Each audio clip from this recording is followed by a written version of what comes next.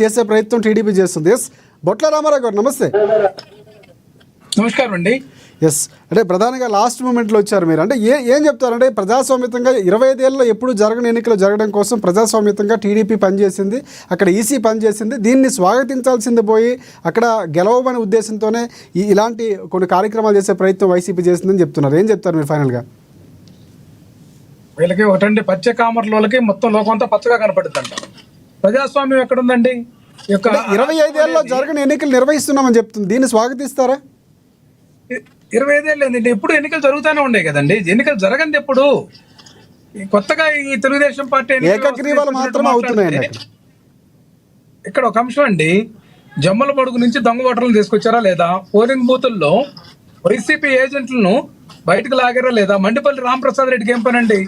అక్కడ బీటెక్ రవి రాజ్యాంగేతర శక్తిగా అవతరించాడు, మనం చూస్తా ఉన్నాము. అట్లాగే వీళ్ళ యొక్క విధానం ఎట్లా ఉందంటే పోలింగ్ బూత్లన్నీ కూడా మార్చారండి. దగ్గర ఉన్నటువంటి బూతులు 4 కిలోమీటర్లు 2 కిలోమీటర్లు పెట్టి ఒరిజినల్ ఓటర్లు రాకుండా దొంగ ఓటర్లతోటి పప్పం గడుపుకోవాలనే ప్రయత్నం మనం చూసాం. అసలు రాయలసీమ డిఐజీ కోయ ప్రవీణ్ గారు ఆయన యొక్క భాష చూసాం మనం, ఏం మాట్లాడుతున్నారు అనేది. ఇక్కడ ఎన్నికల వ్యవస్థని భ్రష్టు పట్టించారు.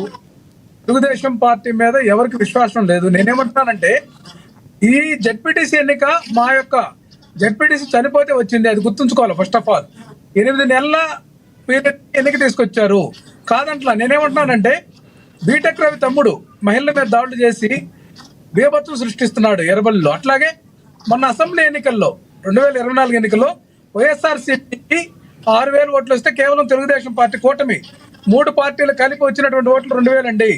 అది గమనించుకోవాలి వీళ్ళు.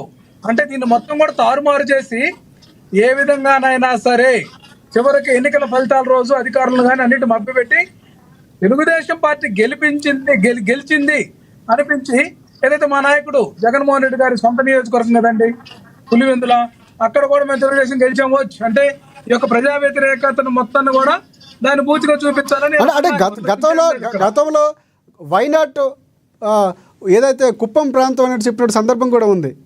అంటే అక్కడ మీరు చెప్పడంతోనే మళ్ళీ అక్కడ పోటీ స్టార్ట్ అయిందంటారా? మీరు గతంలో మాట్లాడలేదంటారా? కుప్పం పులివెందులు కాదు, ఇక్కడ కుప్పం కాదు పులివెందులు కాదండి, మంగళగిరి కాదు, లేకుంటే ఇంకొక ప్రదేశం కాదు. ఎక్కడైనా కూడా ప్రజాస్వామ్యయుతంగా ఎన్నికలు నిర్వహించుకునేటటువంటి వెసులుబాటు చట్టము రాజ్యాంగం కల్పించే. ఒకటి రామారావు గారు, ఫైనల్ గా 14వ తారీఖున రిజల్ట్స్ రాబోతున్నాయి. మేము 3,000 ఓట్లతో 2 స్థానాల్లో గెలవబోతున్నాం అంటే ఒక ధీమా వ్యక్తం చేస్తున్నారు. ఫైనల్ గా మీరు ఏ విధంగా చెప్తారు, ఏం చెప్తారు?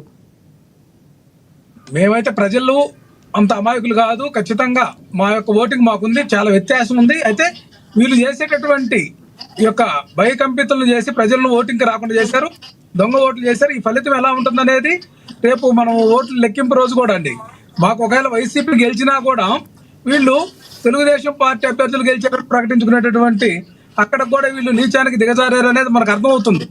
చూద్దాం, ఏది ఏమైనా వీళ్ళ యొక్క విధానం అంతా కూడా మనము ఆవశ్యకత ఉంది.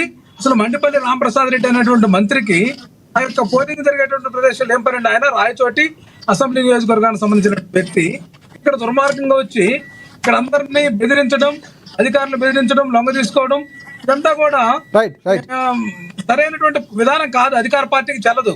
సాక్షాత్ ముఖ్యమంత్రి రంగంలో దిగి ఇక్కడ జెడ్పీటీసీకి ఒక మేనిఫెస్టో రూపొందించి మేము పథకాలు ఇస్తాము, ఆ ప్రాంతానికి పులివెందుల్లో పనులు చేస్తాం, పులివెందుల్లో ఉన్నటువంటి వ్యక్తులకు రకరకాల స్కీమ్స్ ఇస్తాం, ఆ ప్రాంతాన్ని అభివృద్ధి చేస్తామని చెప్పి టెలికాన్ఫరెన్స్ పెట్టాడు కదండి. ఇది ఒక ముఖ్యమంత్రి స్థాయి వ్యక్తి కూడా ఈ చిన్న జెడ్పీటీసీ ఎన్నికని ప్రభావితం చేయాలని ప్రయత్నం చేయడంలోనే ఇలా అధికార దుర్వినియోగం ఎలాంటిది అనేది అర్థమవుతుంది కదండి మనకి. రైట్ మొత్తానికి వైసీపీ ధీమాగానే ఉంది అనుకోవచ్చు. ఖచ్చితంగా మా ప్రయత్నం మేము చేస్తామండి. అది మా యొక్క అభ్యర్థి గతంలో గెలిచినటువంటి విధానం, మాకు వచ్చినటువంటి 6,000 ఓట్లు ఉన్నాయి కదండి జనరల్ ఎలక్షన్ లో, వీటన్నిటిని బేరీజ్ చేసుకుంటే మేము మెజార్టీలోనే ఉండాలా. వీళ్ళు ఎన్ని కుయుక్తులు పండినా మా ప్రయత్నం మేము చేసి మేము గెలుపొందాలనేటువంటి దాంట్లో ప్రజాస్వామ్యయుతంగా మేము పోరాడుతున్నాం. వీళ్ళు అధికార దుర్వినియోగం చేసి ఏ విధంగానైనా సరే తెలుగుదేశం పార్టీ గెలిచింది అని అనిపించుకోవాలని వాళ్ళ ప్రయత్నం చేస్తున్నారు. ఇది రాష్ట్ర ప్రజలు, తెలుగు ప్రజలందరూ కూడా గమనిస్తున్నారు కదండి. వ్యవస్థలు కూడా ఏదైతే ఎన్నికల సంఘం కానీ ఇవన్నీ కూడా వాళ్ళందరూ కూడా తెలుసు, అధికారులకు కానీ లేకపోతే సామాన్య ప్రజలు, రాష్ట్ర యావత్ ప్రజానీకం ఈ ఎన్నిక చూస్తా ఉన్నారు, ఏ విధంగా జరుపుతున్నారు, ఏ విధంగా